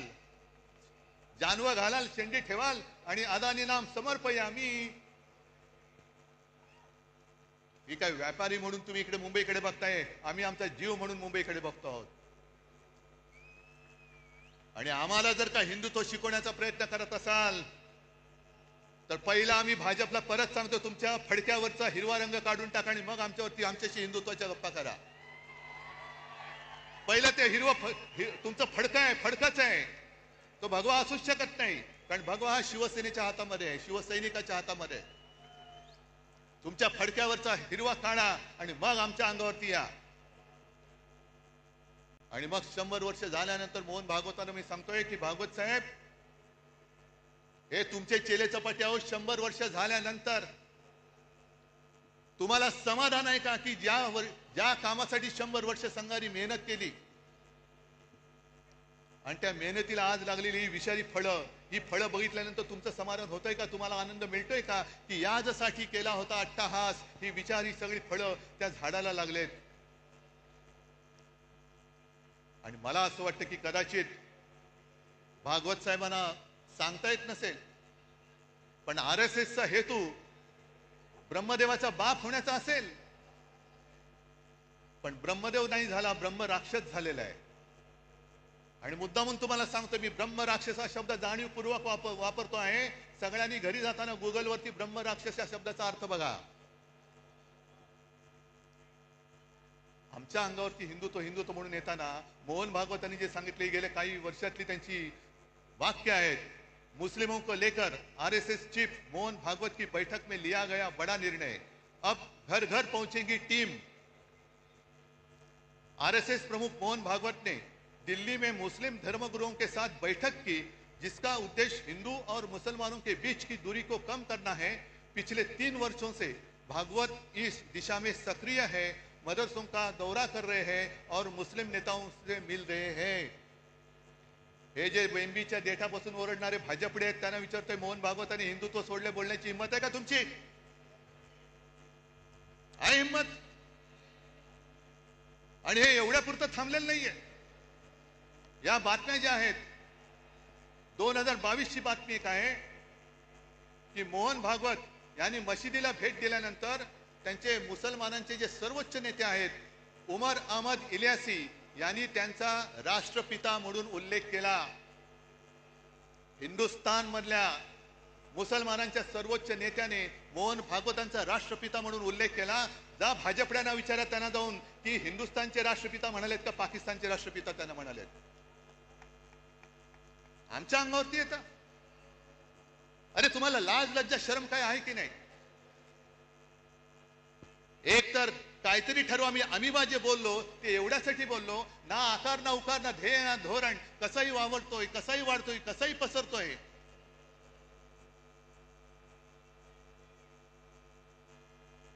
आणि जरा थांबा, मला बोलू द्या, नाही तर इकडून वाचन करा. हे एवढ्यापुरतं थांबत नाहीये. मोहन भागवत बोललेले आहेत की या देशामध्ये राहतो तो प्रत्येक जण हिंदू आहे. मग हे तुमचे जे चेले चपाटे करतायत हिंदू मुस्लिम, आम्ही जे सांगतोय परत मी त्याच्यावर ठाम आहे की हा देश जो स्वतःचा मानतो तो आमचा आहे. त्या सोफिया कुरेशी ज्यांना हे भाजपवाले पाकिस्तानांची आणि अतिरेक्यांची बहीण बोलले होते, ती सोफिया कुरेशी आमची सगळ्यांची बहीण आहे. हे आमचं हिंदुत्व आहे. पण काहीतरी एक दिशा ठरवा, काहीतरी एक कुठे जायचं ते ठरवा. कारण एका बाजूला तुम्ही सोफिया कुरेशीला पाकिस्तानांची बहीण म्हणताय, अतिरेक्यांची बहीण म्हणताय, दुसऱ्या बाजूला बिल्किश बानोवरती अत्याचार करणाऱ्यांची तुम्ही स्वागत करून मिरवणूक काढताय. आणि त्याच वेळेला मोदी सांगतायत की मुस्लिम महिलांकडनं रक्षाबंधन करून घ्या. एका बाजूला बटेंगे तो कटेंगे म्हणायचं आणि दुसऱ्या बाजूला मोदी सांगतात की लहानपणी त्यांच्या आजूबाजूला मुस्लिम लोकांची सगळी वस्ती होती, त्यांच्या घरी ईदच्या वेळेला जेवण सुद्धा मुस्लिम घरातून यायचं. काय नेमकं तुम्ही देशप्रेमी तरी आहात का? नक्की तुम्ही हिंदू तरी आहात का? जा स्वतःच तपासून घ्या. हिंदू म्हणून काय असतं ते आहे की नाही नीट बघून या. आणि देशप्रेम तुम्ही आम्हाला शिकवताय. काल परवाकडे झालेली जी cricket match Asia cup,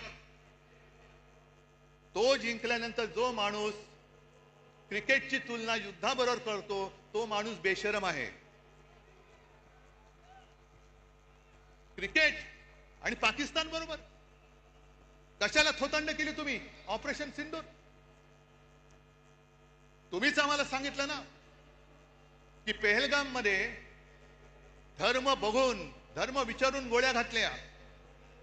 Hindu आहे घाल गोळी, हिंदू आहे घाल गोळी. एक तर तुमचं सरकार तिकडे 10 वर्ष बसले, तुमच्या देशामध्ये हिंदू सुरक्षित नाहीये. या देशामध्ये हिंदू धर्म विचारून गोळ्या घालणाऱ्या अतिरेक्यांच्या देशाबरोबर तुम्ही क्रिकेट खेळता. म्हणजे बाप देशप्रेमाचं नाटक करतो, ढोंग करतो आणि पोरगा क्रिकेट खेळतो. ही तुमची घराणेशाही.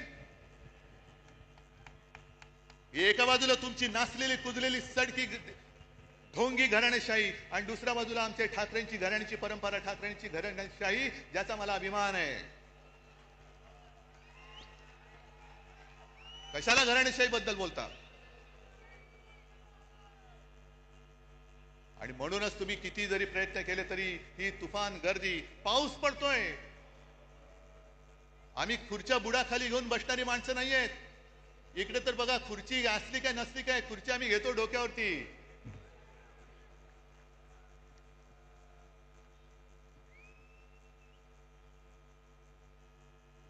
आणि मुंबईच्या बद्दल जर का बोलायचं झालं, कारण आता निवडणुका मागून निवडणुका येणार. काल परवाकडे जेव्हा मी शेतकऱ्यांच्या दौऱ्यावरती गेलो होतो, पाहणी त्यांच्याशी बोलत होतो, शेतकरी उद्विग्न आहे, रडतोय. आणि काही जण मला येऊन बोलत होते की साहेब, तुमच्या काळात तुम्ही केलेली कर्जमुक्ती तशी आम्हाला पाहिजे, तुम्ही आम्हाला परत हवे आहात. म्हटलं आता दादा त्याच्यामध्ये जाऊ नकोस, पहिलं तुला संकटातून बाहेर काढावं लागेल. पण एक वाक्य बोलताना तो बोलून गेला ते फार महत्वाचं आहे.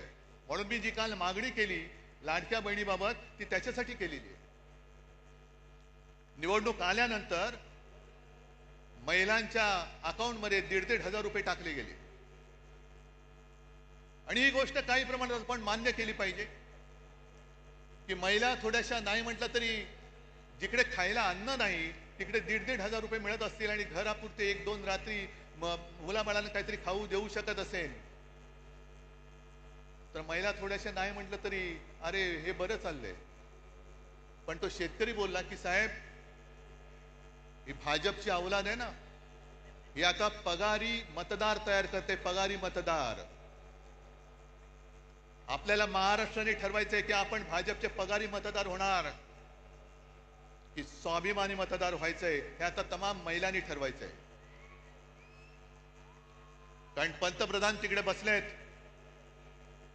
आज माझी अशी अपेक्षा होती की सर्व कामं रद्द करून 1 फुल आणि 2 हाफ जे आपल्याकडे आहेत, मुख्यमंत्री आणि 2 उपमुख्यमंत्री, हे तिकडे दिल्लीत जाऊन बसायला पाहिजे होते की माझा महाराष्ट्र आज बुडतोय, अतिवृष्टीमध्ये भिजून चाललाय, जीवन उद्ध्वस्त झालेलं आहे. सगळे निकष बाजूला ठेवून केंद्राकडनं आम्हाला भरघोस मदत द्या, 10,000, 20,000, 25,000 कोटी रुपये आम्हाला द्या. पण पंतप्रधानांना प्रस्ताव पाहिजे. देवेंद्र फडणवीसांचा अभ्यास सुरू आहे. अभ्यास होईपर्यंत त्यांना माहिती आहे की लोक विसरून जातात. जरा थोडंसं काहीतरी हातावर टिकवलं की निवडणुका आपण पार पाडू, मग काय बसले बोंबलत.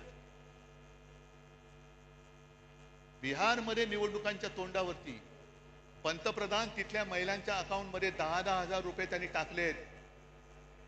जवळपास किती? 10,000 कोटी रुपये. 10,000 कोटी काय प्रस्ताव आला होता बिहारमधून? तिकडे निवडणुका असल्यानंतर प्रस्तावाची गरज नाही.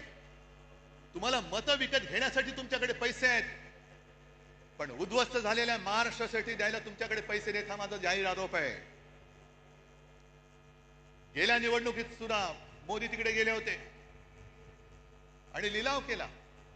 बिहार के लिए मैं पैकेज देना चाहता हूं, कितना दे दूं? 50,000 दे दूं कि 70,000? 70,000 दे दूं कि 90,000? आणि करत करत करत 1.25 लाख कोटी रुपये त्यांनी तिकडे जाहीर करून टाकले होते. 1.25 लाख कोटी मिळाले की नाही मिळाले बिहारच्या जनतेला माहिती.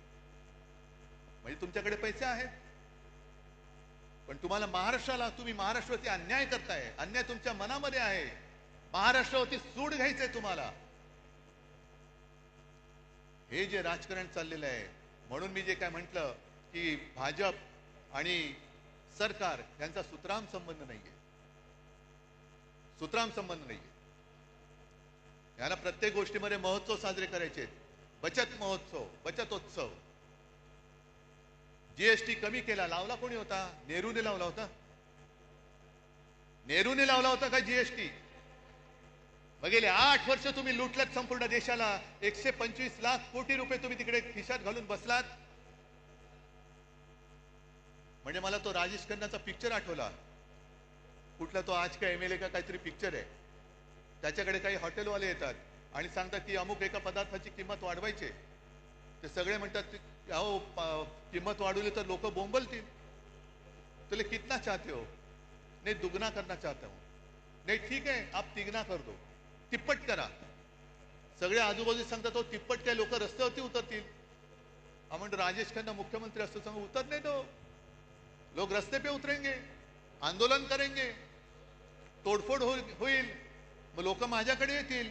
मग मी हॉटेलवाल्यांना बोलवीन आणि त्यांना सांगेन तिप्पट नाही तुम्ही दुप्पट करा. त्यांचंही काम झालं आणि आपलंही काम झालं. या पद्धतीने तुम्ही सरकार चालवताय. आणि मुंबई महापालिकेची निवडणूक जी मी बोलत होतो ती होऊनच द्या. मुंबई महापालिका सुद्धा यांनी कशी गहाण टाकलेली आहे. एक तर तुमचा ज्याच्याशी संबंध नाही ती सगळी कामं स्वतःकडे, स्वतःवरती त्याचं श्रेय घेत आहे. बीडीडी चाळ आम्ही केली. कुठे केली?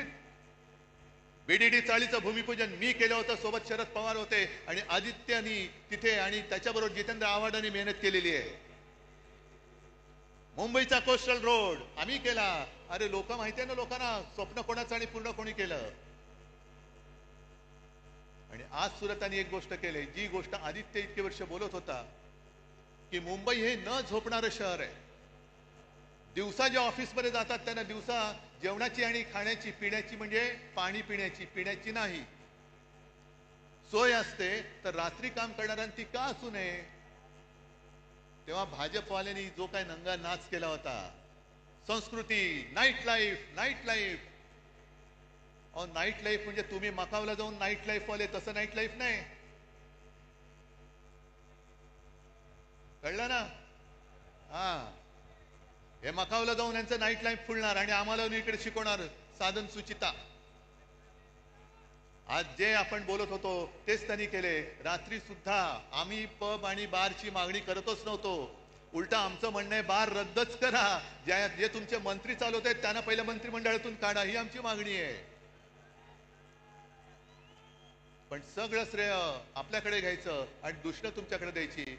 मुंबई महापालिका सुद्धा आज जवळपास 2.25 लाख कोटीच्या तुटीमध्ये आणि खड्ड्यामध्ये टाकलेली आहे. सहन करायचं आपण, बघत बसायचं आपण. आणि निवडणूक घेऊ शकतील असं मला वाटत नाही, कारण लोकप्रतिनिधी ज्या दिवशी सभागृहात जातील त्या दिवशी यांनी 3 वर्षात खाल्लेली सगळी मुंबईची तिजोरी ही जनतेसमोर येईल. आम्ही आणणार व्हाईट पेपर, पहिला काढणार, त्याच्यावरती व्हाईट पेपर काढणार आहे. बोलण्यासारख्या बऱ्याच गोष्टी आहेत, मला हरकत नाहीये, पण तुम्ही तरी किती वेळ भिजणार.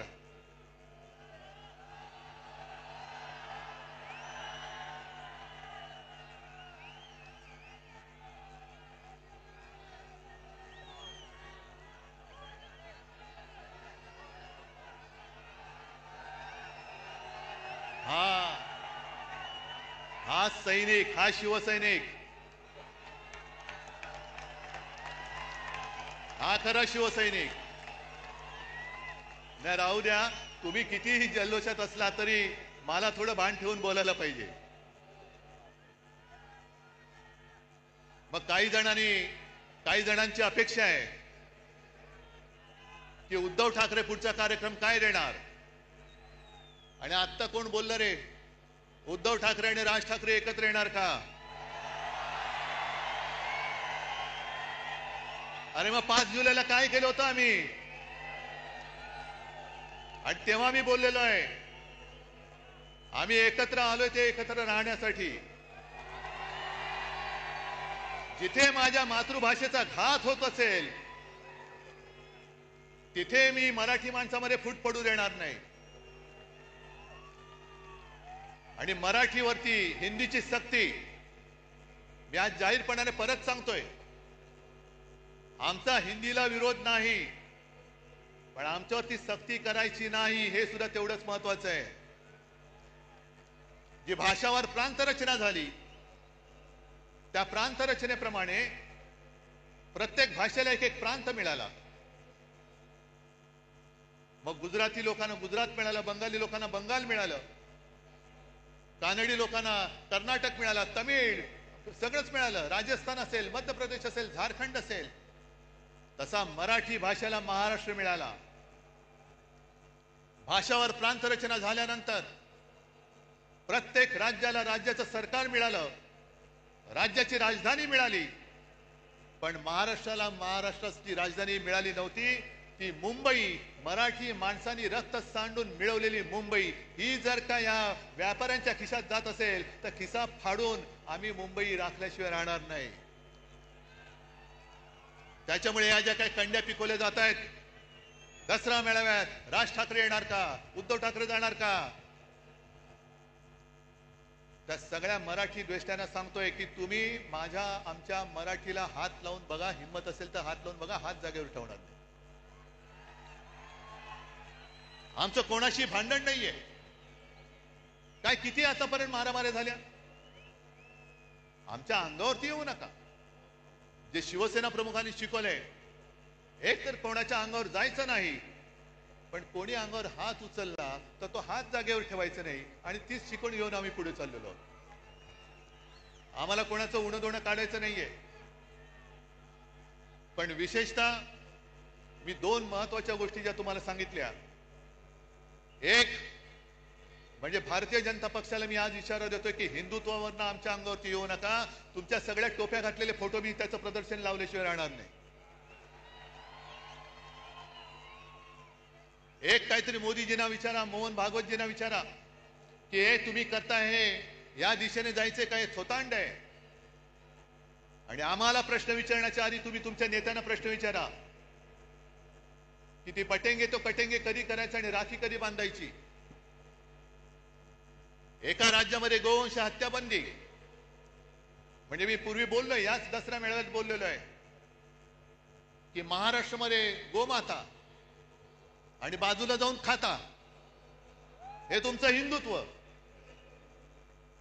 आणि 2-3 वर्षापूर्वी त्या उत्तरेमधल्याच राज्यामध्ये तो आर्यन मिश्रा नावाचा एक पोरगा, 22-23 वर्षाचा पोरगा मित्रांबरोबर चालला होता रात्री.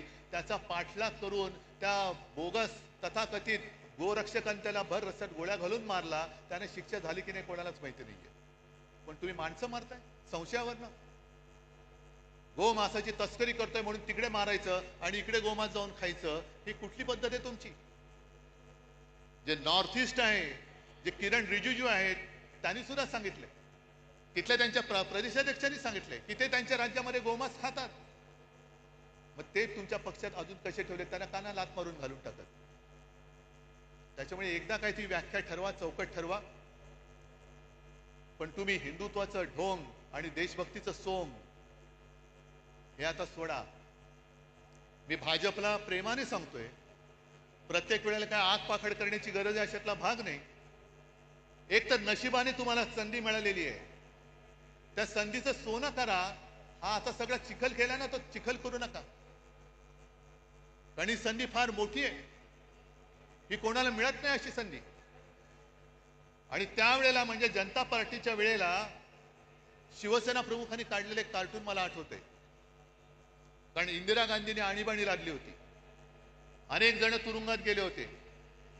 काही जणांनी तुरुंगात जाऊन इंदिरा गांधींनी पत्र सुद्धा लिहिली होती की आता आम्ही तसं करणार नाही, आमची पूर्ण संघटना की तुम्ही म्हणाल तसं आम्ही देशसेवेला वाहून टाकू. हे कोण म्हणाले? जर का सिनियर लोकांना विचारलं, ते पुस्तक आहे माझ्याकडे, ते पत्र पण आहे माझ्याकडे. आणि त्याच्यानंतरच्या निवडणुकीमध्ये देशाने इंदिराजींचा पराभव केला होता. आम्हाला हुकुमशाही नकोय, लोकशाही पाहिजे, जनता पक्ष पाहिजे. मग जयप्रकाश नारायण यांनी पुढाकार घेऊन सगळ्यांना एकत्र केलं होतं.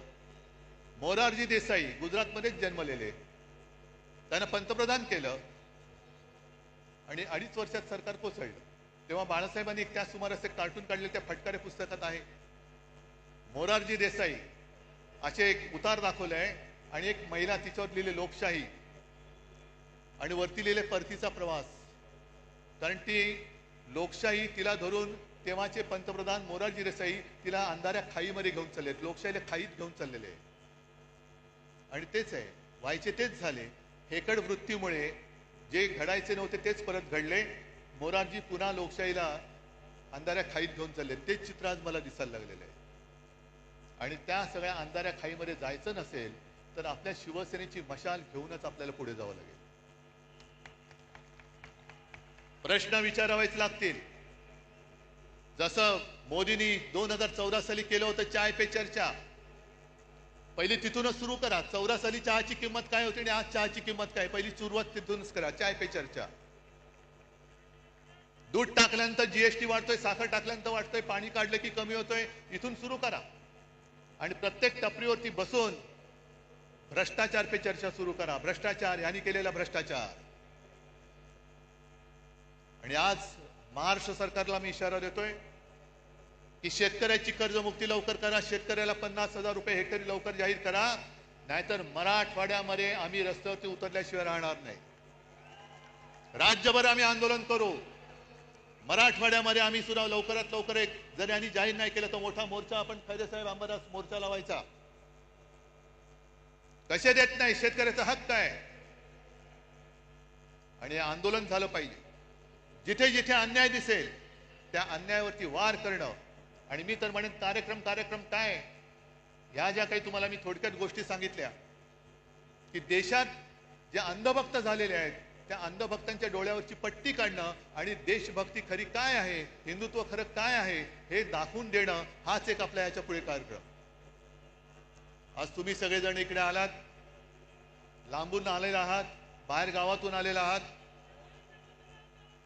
सांभाळून जा, सुखरूप जा आणि हातामधला भगवा, हा भगवा हाच पाहिजे. याच्यावरती निशाणी, आपली निशाणीचं चिन्ह दुसरं ठेवा, पण भगवा हा शिवरायाचा भगवा.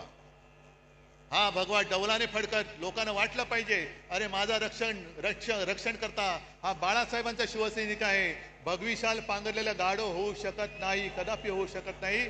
बस सगळ्यांना धन्यवाद देतो आणि असंच प्रेम, असेच आशीर्वाद कायम पाठीशी असू द्या. धन्यवाद. जय हिंद, जय महाराष्ट्र. धन्यवाद साहेब. सर्व शिवसैनिकांना विनंती आहे, राष्ट्रगीताने नंतर सांगता होणार आहे, पण तत्पूर्वी कोणीही जाऊ नये, कारण रावण दहन सुद्धा काही वेळात होणार आहे. पण तत्पूर्वी विभागाकडून, विभागाच्या वतीने साहेबांचा सत्कार होत आहे.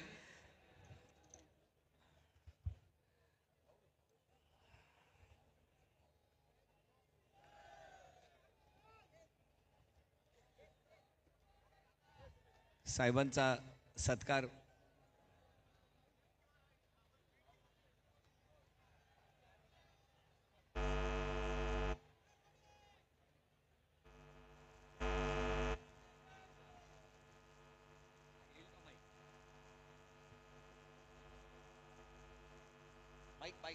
माईक दे.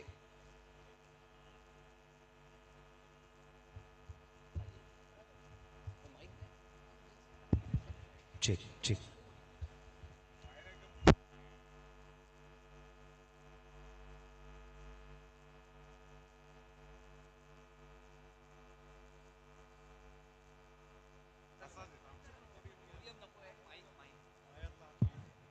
नाही, एक गोष्ट सांगायची राहिली की प्रथेप्रमाणे दरवर्षी आपण आपल्या मेळाव्यानंतर रावणाचं दहन करतो. या वर्षीचा रावण जरा बघा. या वर्षीचा रावण या सरकारच्या कारभाराचं प्रतीक आहे, कारण रावणाला 10 डोकी होती. या सरकारचा बिंडोक कारभार बघितल्यानंतर रावणाला आपल्या डोकंच ठेवलेलं नाहीये. असा बिंडोक रावण यावेळेला आपल्याला जाळायचा आहे. बिंडोक रावण, आणि अशा रावणाचं दहन करण्यापूर्वी साहेबांचा विभागाच्या वतीने सत्कार होत आहे.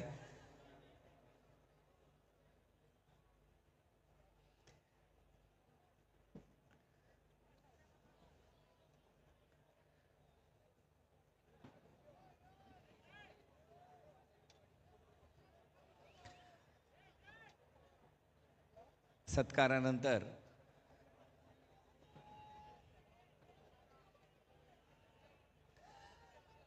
मी सर्वांना विनंती आहे, आपण रावण दहनासाठी सज्ज व्हावं. पारंपरिक दसरा मेळावा या ठिकाणी शिवतीर्थावरती मगाशी शस्त्रपूजन झालं आणि आता रावण दहन होत आहे. रावण दहन, रावण दहन.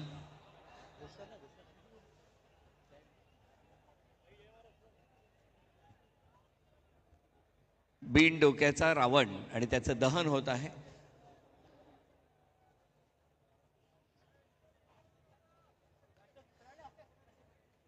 आणि यानंतर राष्ट्रगीताने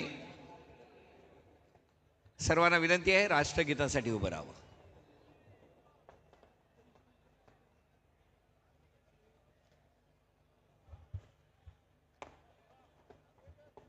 राष्ट्रगीत. जनगण मन अधिनायक जय हे भारत भाग्य विधाता. पंजाब सिंध गुजरात मराठा द्राविड उत्कल गंगा. विंध्य हिमाचल यमुना गंगा उच्चल जलधि तरंगा. तव शुभ नामे जागे, तव शुभ आशीष मांगे. गाहे तव जय गाथा, जन गण मंगलदायक जय हे भारत